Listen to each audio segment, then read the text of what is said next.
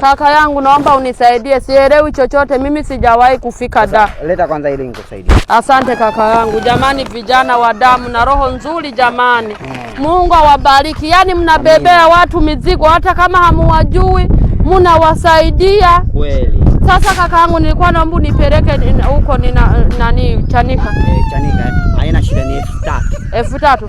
Hebu subiri nimupigeni muulize. Haya, utanikuta hapa. Asante kaka yangu. Aro. Mimi nimeshafika huku na nimekutana na msamaria mwema kanishikia begi. Nikusubiri au? Mbona kama kaniibia begi jamani? Huku Dar es Salaam wakoje? We mama Ndegule. Begi langu kaondoka nalo sasa. Nimsubiri anaweza karudi. Ila huku dawa na roho nzuri jamani. Hebu ngoja tuone kama jamani vijana wa huku wana roho nzuri. Mungu mubariki huyu kaka jamani. Lakini mbona sasa harudi sasa hivi? Nimeshaibiwa tena huku Dar es Salaam jamani. Mbona wanatudabangura hivi jamani?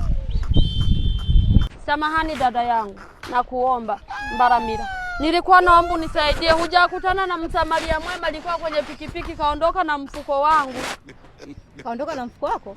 Ameniambia ananishikia lakini dadangu nishaibiwa mjini hapa.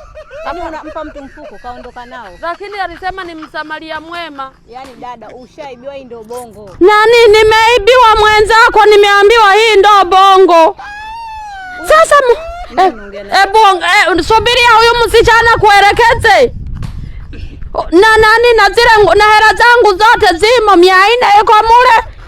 Na ule mkate ulioniwekea uko mule amebeba. Hebu muelekeze huyu. Halo. Halo. Mbona sasa ninafanyiwa hivi? Kosa langu ni kuwa mweusi mfupi au kosa langu ni nini?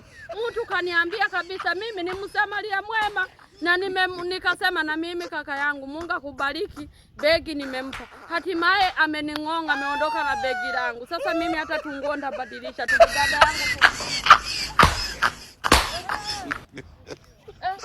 Mbona huyu naye kanipiga pigo jipya hata simuoni kapitia wapi? Nimeona mimi leo na pili.